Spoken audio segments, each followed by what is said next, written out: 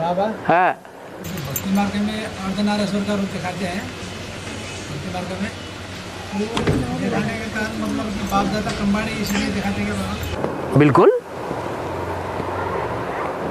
First class Sita कौन है? तुम सब सीताएं हो। जब मुरली में बाबा बोलते हैं तुम सब सीताएं हो, तो खास करके इन आत्माओं को सामने रख करके बोलते हैं। अरे ब्रह्मा के तन से बोला ना, तो जब ब्रह्मा के तन से बोलते हैं तुम सब सीताएं हो, तो जिनको सीताएं बोलते हैं वो अव्वल नंबर की सीताएं सामने होती होंगी या नहीं होती होंगी? इमर्ज करते हैं कि नहीं करते हैं? तो पहले रुद्रमाला के मणकों को इमर्ज करते हैं कि विजयमाला के मणकों को सामने इमर्ज करते हैं? रुद्रमाला के मणकों को इमर्ज करते हैं। और रुद्रमाला के मणकों में पहला दूसरा नंबर उनके सामने होता होगा कि नहीं होता होगा? है पहला नंबर है राम वाली आत्मा, शंकर वाली आत्मा। और शंकर को सबसे प्यारी नगरी कौन सी प्रसिद्ध है? काशी नगरी। तो वो हो गई उनकी सहयोगी आत्मा। जो काशी नगरी है उसी का नाम शास्त्रों में अनुसुईया रखा गया है। जिस अनुसुईया को तीनों देवताओं ने लक्ष्मी, सरस्वती और पार्वती से भी ज्यादा पवित्र माना और साबित करके भी दिखा दिया। माना रुद्रमाला में अगर सबसे जास्ती पवित्र मन का है, नहीं सबसे जास्ती अपवित्र मन का है, तो कौन है? जिसमें शिव बाबा प्रवेश करते हैं मुकर्रर रूप से, कौन है? हाँ? अरे है?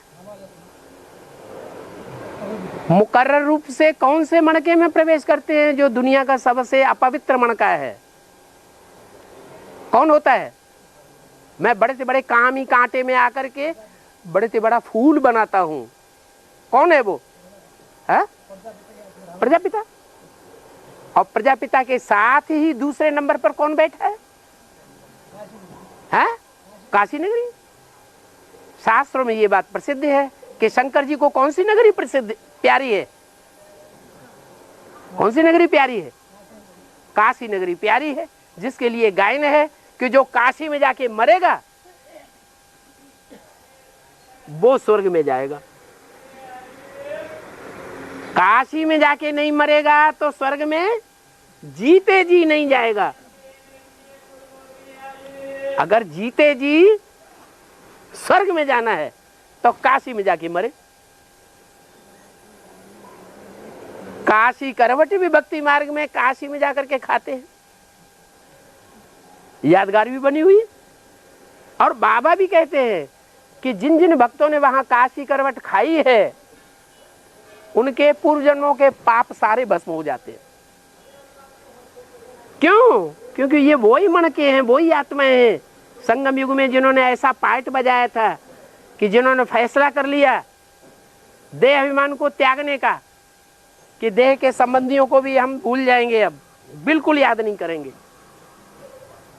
जाकर के काशी नगरी में बसेंगे। ऐसा भूल जाएंगे कि उनसे फोन से भी बात हमें नहीं करनी पसंद है। क्या फोन भी अगर आएगा तो हाँ हूं हाँ करके जवाब दे देंगे। ज्यादा लगाव झुकाव साबित होगा ही नहीं। मिलना जुलना भी नहीं, मिलने जुलने की भी इच्छा नहीं। शरीर के लिए पदार्थ भी चाहिए, ये भी देहभान की निशानी है। क्या देहभान की निशानी क्या क्या है? देह के संबंधियों की याद आती है तो देहभान की निशानी है या नहीं है? निशानी है। देह के संबंधी भी याद ना आए, अपनी देह भी याद ना आए, उसका प्रूफ ये है कि जो खिलाएंगे सो खाएंगे, जो पिलाएंगे सो पिएंगे। किसी बात में नू ना न करने देह के पदार्थों के बारे में। देह के पदार्थों से नष्ट हो मोहा।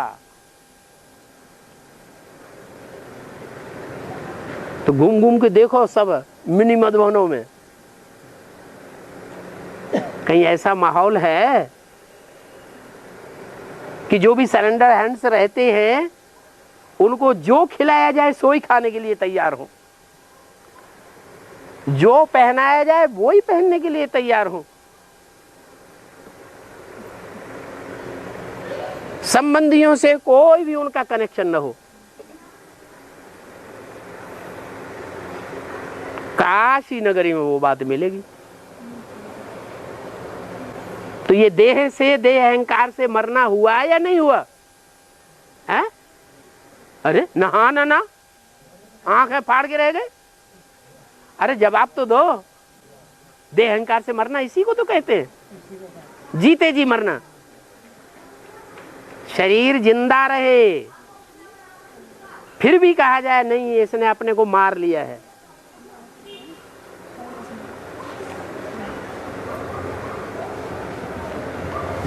किसने प्रश्न किया था? हाँ, समाधान हो गया।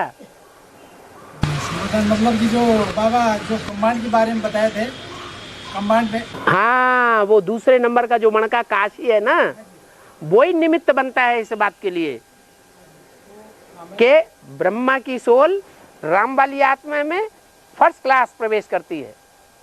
फिर उसके बाद अगर प्रैक्टिकल रूप में भी तो चाहिए। राम वाली आत्मा तो गाल बजाने वाली शंकर वाली आत्मा हो गई। ज्ञान सुनते रहो, ज्ञान सुनाते रहो, ज्ञान समझते रहो और ज्ञान समझाते रहो। सब प्रश्नों के जवाब देते रहो, समझाते रहो, मर जाओ समझाते समझाते। रावण के सिर काटते काटते, रावण के सिर काटते थे, फिर क्या होता था? काटो वो फिर नहीं सर। एक प्रश्न का जवाब दो, एक प्रश्न के पीछे ढेर प्रश्न, कहां तक जवाब दोगे? तो ये प्रैक्टिकल ज्ञान नहीं हुआ। प्रैक्टिकल ज्ञान रुद्रमाला के मणके जो हैं, सब तरह के बीज हैं उसमें। तो कोई ऐसा बीज भी तो होगा जो प्रैक्टिकल जीवन वाला हो, कि मुंह का ही बक्का लगाने वाला होगा सब रुद्रमाला के मणके। जब सारी दुनिया के बीज हैं तो ऐसा भी तो बीज होगा जो प्रैक्टिकल जीवन में धारणा करने वाला हो। वो दूसरे नंबर का मणका, लेकिन वो पुरुष चोला नहीं हो सकता। क्या? कौन सा चोला होगा? स्त्री चोला होगा। वो भी, उसका भी कारण एक ही हो सकता है। जैसे शंकर के लिए विश्व पिता कहा जाता है, एक ही आधार पर विश्व की बादशाही लेता है। कौन सा आधार है जिसके आधार पर विश्व की बादशाही लेता है? याद बल। तो दूसरे मणके में भी कौन सी ताकत ज्यादा होगी? याद का बल ही उसमें भी ज्यादा होगा। योग बल से ही वो जो कुछ भी प्राप्ति करती है, वो आत्मा योग बल से विशेष प्राप्ति करती है।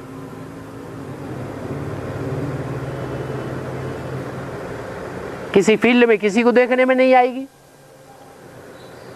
किसी मधुबन में जाओ, चक्कर लगाया हो जाके, देखने में नहीं आएगी कि सेवा कर रही है। तो सेवा भी देखने में नहीं आती। धारणा तो जब तक सामने कोई आए नहीं तो धारणा देखने की चीज नहीं है। और ज्ञान भी नहीं सुनाने वाली बात। ज्ञान तो सुनाया जाए तभी तो पता चलेगा ज्ञानी है अज्ञानी है। बहुतों को साप्ताहिक कोर्स दे, बहुतों को संदेश दे तो पता चले कि ज्ञानी है। तो पार्टी है धारणा करने का, याद का पार्ट है। हाँ, और मिनी मधुबनों में 2 बजे की 3 बजे की याद पक्की नहीं होगी, लेकिन जहां काशी नगरी होगी वहां पूरे संगठन में 2-3 बजे की याद पक्की होगी। अमृत बेला कच्चा नहीं हो सकता। नंबरवार तो होंगे, क्या संगठन है तो नंबरवार होंगे या नहीं होंगे? नंबरवार तो होंगे। तो ऐसे संगठन से अष्टदेव निकलते हैं। वो अष्टदेव और वंशों के होंगे या सूर्यवंश के होंगे? हैं? जरूर सूर्यवंश के होंगे। सूर्यवंशी ही 16 कला संपूर्ण होते हैं, और वंश वाले तो कम कलाओं वाले होते हैं।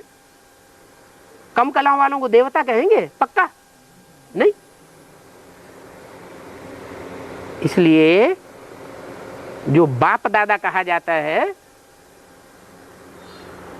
वो ही दो आत्माएं हैं, शंकर और शंकर की प्यारी नगरी।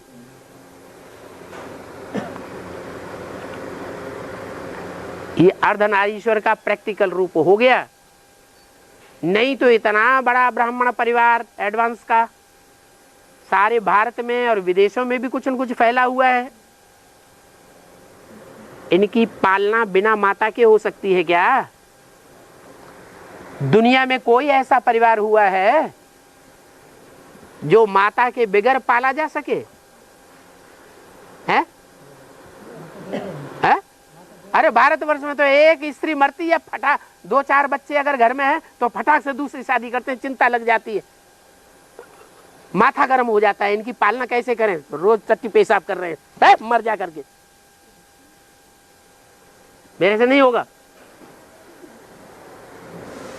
परिवार की पालना कोई बाप करता है क्या? करता है? नहीं करता। तो बाप का बस नहीं है जो परिवार में बच्चों की पालना करे। जरूर कोई प्रैक्टिकल माता है, माता के रूप में पार्ट बजाने वाली निमित्त तो कोई शक्ति है जो इतने परिवार का पालन पोषण करने के लिए, सारा प्रबंध करने के लिए निमित्त बनी हुई है।